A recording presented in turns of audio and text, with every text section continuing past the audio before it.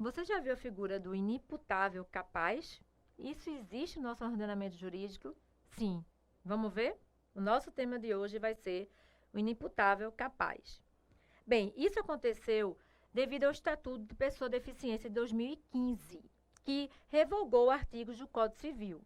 Segundo o Código Civil, seriam absolutamente incapazes os menores de 16 anos, aqueles que por enfermidade ou deficiência mental não tiverem o necessário discernimento para a prática dos seus atos e aquele que, mesmo por causa transitória, não puderem exprimir a sua vontade. Então, todos esses incisos foram revogados pelo Estatuto de Deficiência, ficando atualmente os incapazes, absolutamente incapazes, os menores de 16 anos. E ainda, os relativamente incapazes, com o Estatuto do Deficiente, também foi tirado os deficientes mentais e aqueles excepcionais com o desenvolvimento mental incompleto, ficando apenas os maiores de 16 anos e menores de 18, os zeros habituais, os viciados em tóxicos e os pródigos. Mas qual a consequência disso tudo, tá? Então, a lei da deficiência diz que o deficiente não afeta a capacidade civil. Então, a pessoa que tem uma deficiência mental, ela pode casar, ela pode exercer seus direitos sexuais, exercer o direito de decidir sobre os seus filhos, sua fertilidade, seu direito à família. Ou seja, vem aqui para mim no vídeo. O que o Estatuto de Deficiência quis dizer é que a deficiência não deve afetar os atos para a vida civil.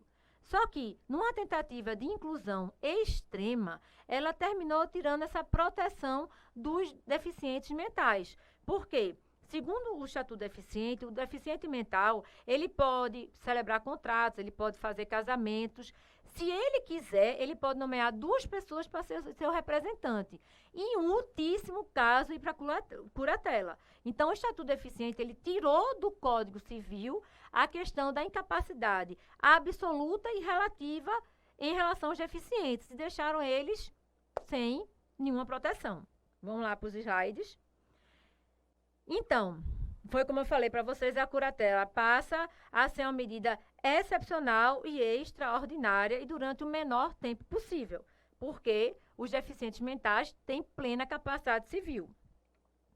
Continuando, que a curatela só em casos excepcionais, no caso de direito de natureza patrimonial e negocial, tá? Desde que ele mantenha controle sobre sua vida, sobre seu corpo, sua sexualidade e tal.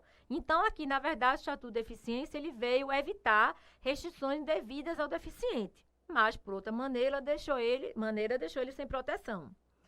Então, inclusive no Estatuto de Deficiente, tem esse termo de decisão apoiada, que a pessoa com deficiência pode eleger 2 pessoas idôneas de sua confiança para representar seus atos da vida civil, sem necessidade de uma curatela judicial, tá? Então, uma pessoa com deficiência, ela pode optar pela curatela, que vai ser em último caso excepcional, ou por esse procedimento de decisão apoiada. Mas onde é que eu quero chegar aqui? E o Código Penal, como é que ficou com o Estatuto do Deficiente? A gente tem aquela questão da imputabilidade, que é a possibilidade do indivíduo entender o caráter ilícito de determinado fato, certo? E que a gente sabe que nosso Código Penal adotou o critério biopsicológico, que é isento de pena aquele que, por doença mental ou desenvolvimento mental incompleto, na época da ação ou omissão, era inteiramente incapaz de entender o ilícito do fato, ok? E progredindo, a gente tem os semi-imputáveis, que é aqueles que são relativamente incapazes de entender o caráter ilícito do fato, e os inimputáveis, que são aqueles isentos de pena. Vem aqui para mim para resumir esses slides todos lá. Então, veja só, no Código Penal, a gente tem ainda a figura dos inimputáveis e dos semi-imputáveis, que são aqueles que, no momento da ação ou omissão, por retardo mental ou deficiência mental, não tiveram capacidade de entender o caráter ilícito do fato. E serão isentos de penas e serão submetidos à medida de segurança. Ok, só que esse mesmo deficiente mental, ele pode ser isento de pena no Código Penal, ser inimputável, mas no Código Civil e pela Lei Especial do Estatuto da Deficiência, ele vai ter plena capacidade civil. Então, veja como está um paradoxo agora com essa lei especial do Estatuto do Deficiente entre o Código Civil e o Código Penal. Porque, de um lado, eu tenho lá um mesmo deficiente, ele pode ser considerado completamente inimputável, ser isento de pena, ter sua medida de segurança, mas aqui, do ponto de vista civil, ele pode celebrar até um contrato de alienação fiduciária. Veja só que paradoxo. Tá? Então, concluindo aqui, tá? Deixa eu só concluir. Vamos aqui, vem para o slide. O Estatuto Deficiente fez surgir um novo sujeito, na verdade. Aquele sujeito que ele desconhece o caráter ilícito de um crime, ele tem uma deficiência mental, então ele pode ser considerado um inimputável, semi-imputável, e, por outro lado, ele entende perfeitamente a natureza de qualquer negócio jurídico. Será que isso é compreensível? Será que isso é compreensível no nosso ordenamento jurídico? Pois é.